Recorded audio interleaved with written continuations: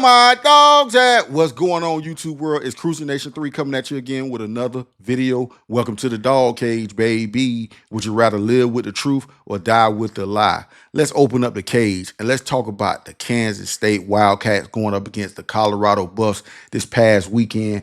Absolute banger. Game came down to the wire.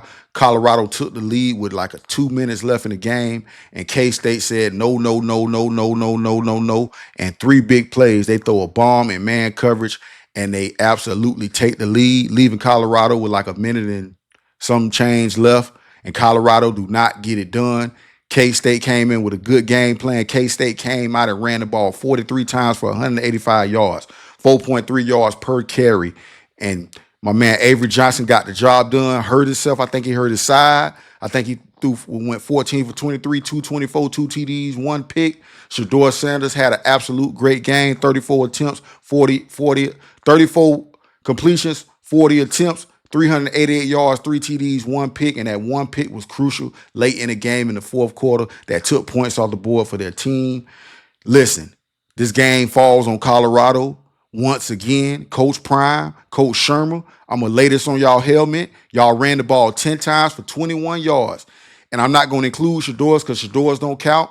They count drop back sacks as rushing yards. And if you want to include that, y'all had negative 29 rushing yards, the most in Colorado history. Negative yards. Y'all finished the game with negative yards because you dropped Shedeur Sanders back 40 times once again. And he got sacked 6 times, pressured 15 or 16 times. 4 out of the 6 sacks, 4 was Shedeur's fault. The other 2 was on the lineman because Shedeur ran into sacks on some of the TE stunts and the ET stunts. Shedeur was not standing firm in that pocket. He wasn't climbing in the pocket, which he needed to learn. Instead of trying to break right or left, he needed to learn to climb in the pocket and manipulate the pocket. That's something somebody need to teach him. That's something he need to learn. That's something he need to get better at if he's going to be effective at the next level. Shedeur's a good quarterback. Still got a lot to learn. But once again, all the people in the cheap seats, all the people who can't hear, all the people who don't understand football, all the people who don't understand the words that are coming out of my mouth. I said it once, I said it twice, and I said it a third time so you can hear. This is not hate.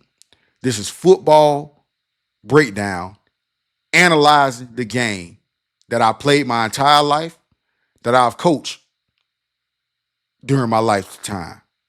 I'm telling you what I know. Colorado beat UCF because they ran the ball 30 plus times. I told y'all they're not going to beat a Big 12 team, a legit Big 12 team, without being balanced. It's not going to work. K-State wasn't thinking about the run.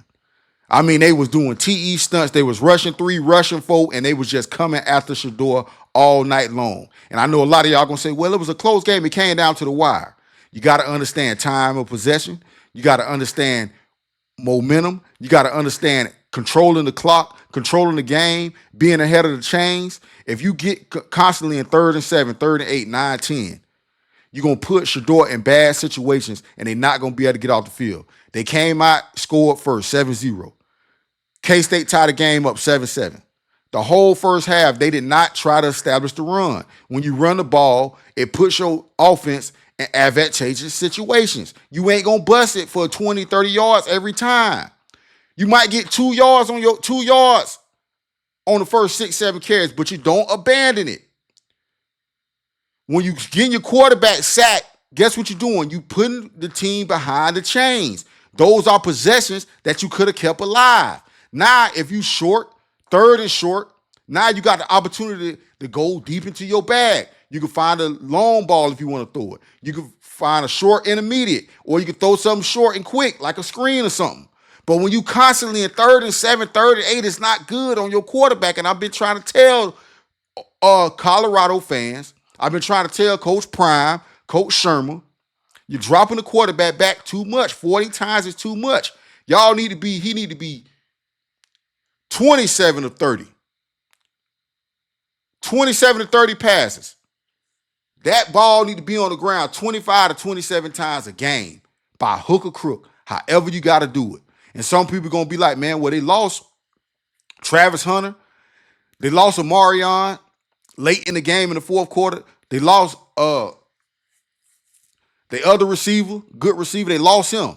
Guess what? K-State lost players as well. They lost Horn. K-State lost players as well. And one drive, K-State lost 4 players in one drive.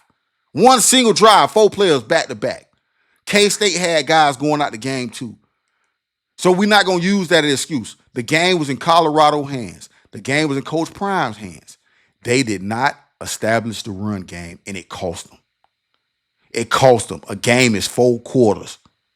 Not first, not second, not third, but 4 quarters. You have to get it done. And early in that game, they left a lot of meat on the bone. They did not establish the run game, and they did not make K-State respect the run game.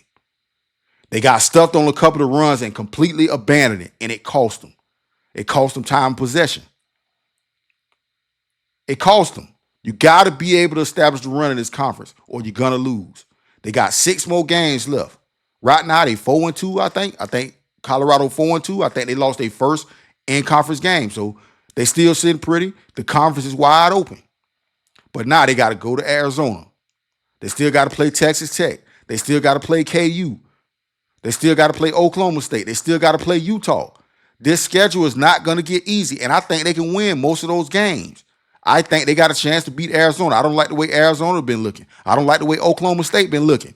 But those teams will beat you if you do not control the line of scrimmage.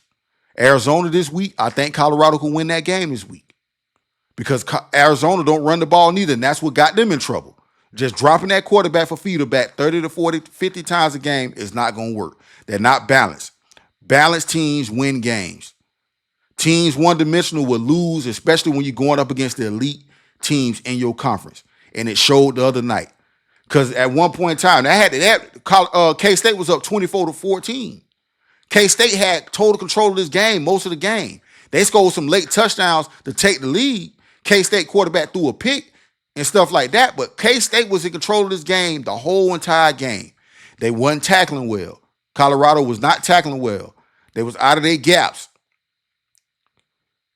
So Colorado got to continue to get better. And I've been saying it, and I'm going to say it again till the wheels fall off. If Colorado want to get to where they want to go, if they want to be taken seriously, they're going to have to try to find a way to be more creative in the run game and get more than 10 carries, natural carries up from your running backs in a game after you throw the ball 40 times. It's not going to work. You got to be around at least 22, 23. You got to get those run game numbers up. And you will see every game that Colorado done won of significance versus top-ranked teams they have beaten. And that's only 3 over the last 2 years. TCU, Central Florida, and Central Florida is suspect as we speak right now. We seeing that they ain't really that good. But the games that they won versus quality so-called opponents, they ran the ball. And that ain't even 3 games. That's 2 games. TCU, in 2 years, TCU, when they ran the ball more than 25 times, and Central Florida. That's it. They gotta be balanced. To be honest, they got great receivers. Amarion just got hurt. Miller just got hurt. Great receiver. Will Shepard, to me, is their best receiver. You know what I mean? We don't know what's going to happen with Travis Hunter. LaJohntay Wester, great receiver. They got 3 receivers, and I ain't even talking about Travis Hunter or Horn. Will Shepard and Westner can carry the load by themselves. They are absolute dogs. Colorado got an absolute potent receiving room. Potent. They 6 deep at receiver, I think. 6 deep. Legit. That's not the problem. They got no balance. And with no balance, you give teams, you become predictable, and you give opposing teams, just say, forget it, we just coming. K-State wasn't even looking at the running backs. I'm talking about they was just pinning their ears back and they say, we coming every single play. We going to TE, we going to ET. Tackle in or in tackle stunts all game long, and it was just a barrage. Shedeur was running for his life. The times that he did get time, he completed the ball, and he completed passes on the run a couple times. That's what I'm saying. For this team to get to where they need to go, they got to be balanced. They got to get the run game going. They're not going to beat the elite teams if they don't run the ball. I don't care if Shedeur throw for 400. We done showed he can do that. The running backs got to touch that peel. The running backs got to feel that rock. The running backs got to get in rhythm. And until they do that, they going to continue to struggle. They going to lose the close games. The games versus the good teams, they ain't going to be able to pull out because they're going to be too predictable. And the teams on the other side of the ball are going to be elite. They got 6 more games left. All of them, to me, pretty winnable. You know what I mean? They pretty winnable. But until they decide they're going to run the ball 20-plus times a game, I don't see how they're going to be successful and be able to keep it up against these good teams, man. I just don't see it. Shador can throw for two something every game, 200-plus yards every game. But if they don't establish that run, man, it's going to be all night. The line is not good enough. The line is on their heels 24/7. They don't want to be on their heels all game. Sometimes the line want to attack.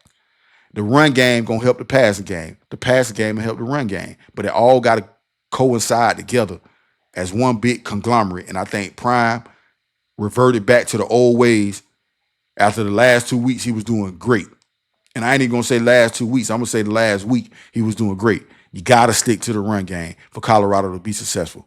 Well, I hope you guys enjoyed the video. Make sure you like, make sure you subscribe, and make sure y'all hit the notification button so you'll be notified. Where my dogs at? Welcome to the Dawg Cage, baby.